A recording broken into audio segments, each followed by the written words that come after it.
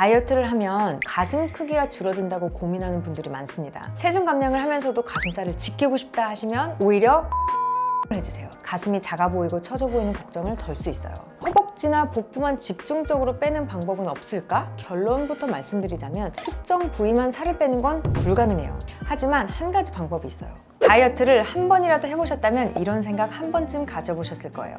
왜 죽어라고 운동하는 뱃살이나 허벅지 살은 안 빠지고 가슴부터 빠질까? 뱃살은 별로 안 빠졌는데 얼굴살만 많이 빠져서 더 늙어 보이네? 저도 예전에 다이어트 할 때 여러분이랑 똑같은 고민을 했었어요. 그때는 살이 빠지는 순서가 따로 있는 건가? 왜 그런 거지? 왜 막 운동 프로그램 같은 거 보면 뱃살 빼는 운동 이런 거 있잖아요. 그래서 해당 부위 운동을 하면 그 부위의 지방이 빠지는 줄 생각했단 말이에요. 하지만 그건 전혀 사실이 아니었어요. 살이 빠질 때 왜 가슴부터 빠지는지, 그리고 우리가 정말 빼고 싶은 허벅지나 복부는 왜 마지막까지 남는지 오늘 영상에서 모두 말씀드리려고 합니다.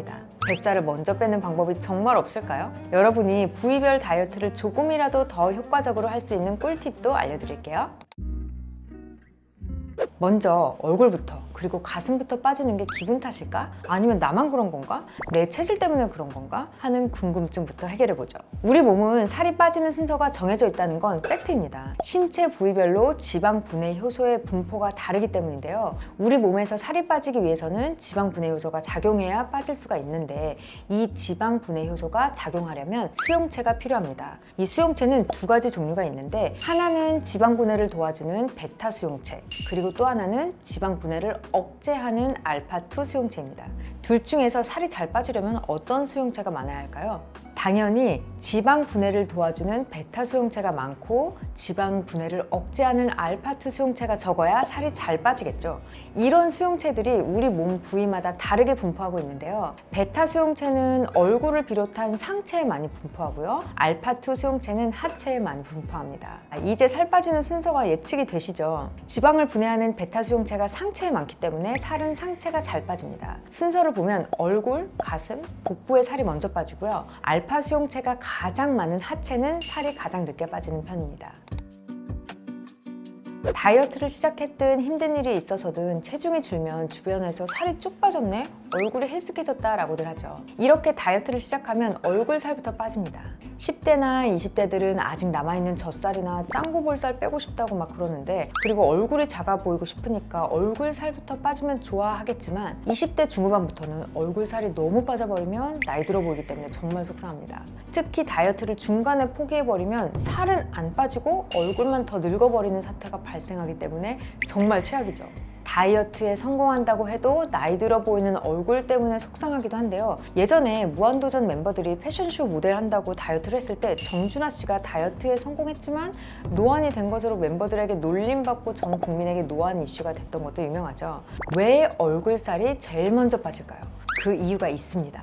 얼굴은 단위 면적당 가장 많은 근육이 밀집되어 있고 지방 분해를 돕는 베타 수용체가 가장 많이 분포되어 있기 때문입니다. 얼굴 다음으로 빠지는 곳은 바로 가슴과 복부입니다. 여기서 중요한 포인트가 있는데요. 다이어트를 하면 가슴 크기가 줄어든다고 고민하는 분들이 많습니다. 특히 여성분들은 가슴살이 빠지면서 처져 보일까봐 걱정되실 수 있는데요. 여성분들이라면 다들 이 걱정 해보셨을 거예요. 이건 제가 트레이너님께 들은 이야기인데요. 어떤 회원분이 운동을 하다가 쓰러지셨는데 알고 봤더니 뛸 때 가슴이 흔들리면 가슴살이 빠질까봐 스포츠 브라를 너무 꽉 조였던 거예요. 그래서 쓰러지셨는데, 여러분, 런닝머신에서 쓰러지면 뇌진탕으로 죽을 수도 있어요. 이런 위험한 일 절대 하지 마시고, 체중 감량을 하면서도 가슴살을 지키고 싶다 하시면 오히려 가슴 운동을 해주세요. 가슴 운동을 해주시면 가슴이 작아 보이고 처져 보이는 걱정을 덜 수 있어요. 똑같은 양의 지방이 있을 때 아래쪽으로 처지면 상대적으로 가슴이 작아 보이지만, 가슴 운동을 통해서 대흉근과 인대를 강화시켜주면 가슴이 위쪽으로 올라붙기 때문에 상대적으로 볼륨업이 되는 효과를 누릴 수 있어요.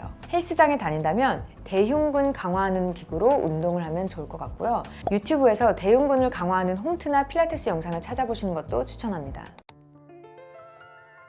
이제 하체로 넘어가 볼까요? 여러분도 아시다시피 허벅지와 엉덩이는 살이 잘 안 빠지죠. 아무리 열심히 운동을 해도 허벅지 살은 끝까지 남아있고 조금만 방심하면 금세 돌아오는 경험 다들 있으시죠? 이게 다 알파2 수용체 때문입니다. 이 알파2 수용체가 하체, 특히 허벅지와 엉덩이에 많이 분포되어 있어서 살이 빠지기 힘든 부위가 되는 거예요. 특히 여성분들이 허벅지와 엉덩이에 살이 잘 찌는 또 다른 이유도 있습니다. 바로 에스트로겐이라는 여성 호르몬 때문이에요. 에스트로겐은 여성의 신체를 임신과 출산에 유리한 상태로 만들기 위해 지방을 허벅지와 엉덩이에 쌓이게 합니다. 특히 가임기 여성들은 이 부위에 지방이 많아야 건강한 임신을 할 수 있기 때문에 살이 쉽게 빠지지 않는 구조로 되어 있어요. 하지만 갱년기가 되면 에스트로겐이 줄어들고 이제 더 이상 허벅지나 엉덩이보다는 복부에 지방이 몰리게 됩니다.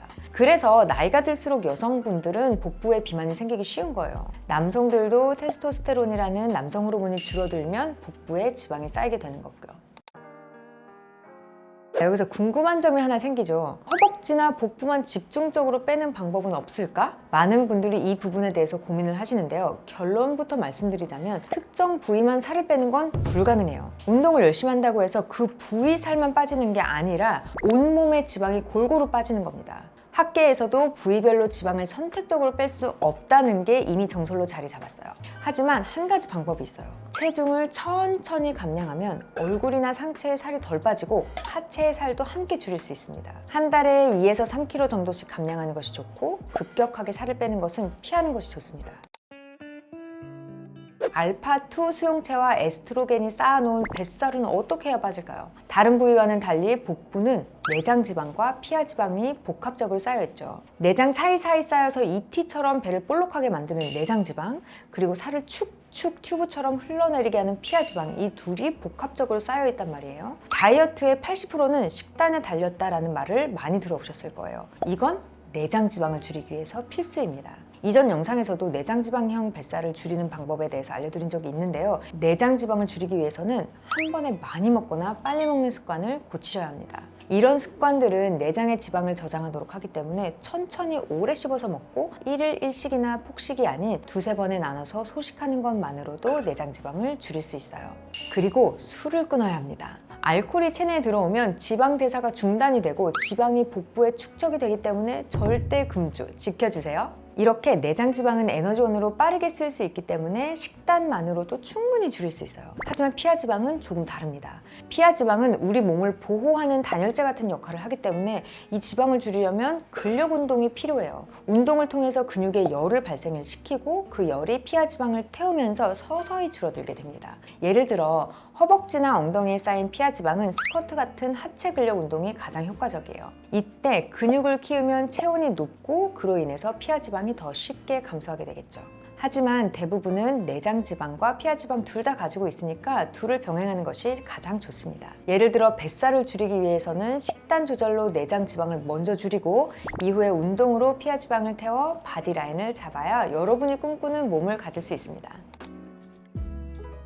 마지막으로 구독자님께서 살이 빠지면 지방은 어디로 가나요? 라고 댓글로 질문을 주셨는데요. 살 빠지는 순서를 설명했으니까 답변도 드릴 겸 살이 빠지는 과정도 간략하게 알려드릴게요. 지방이 빠지는 원리도 생각보다 간단해요. 다이어트를 하거나 운동을 하면 지방세포에 저장된 지방이 분해되어서 몸 밖으로 빠져나가죠. 이때 지방은 이산화탄소와 물로 변환이 되어서 이산화탄소는 숨을 쉴 때 내뱉고 물은 땀이나 소변을 통해서 배출되게 됩니다.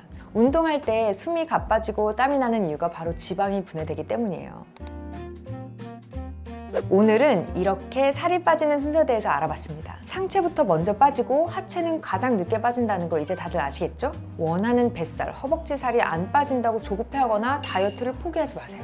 얼굴과 상체 살이 빠졌다면 그 다음은 여러분이 원하는 뱃살과 하체가 빠질 차례니까요. 다이어트는 멘탈 싸움이라는 거 잊지 마세요. 끝까지 포기하지 않고 여러분의 목표를 이루실 수 있도록 저도 응원하겠습니다. 오늘도 구독과 좋아요 그리고 알림 설정 잊지 말고 부탁드려요. 다음에도 유익한 다이어트 정보로 돌아오겠습니다. Love yourself, love your body. 오늘도 당당하게 감사합니다. Bye!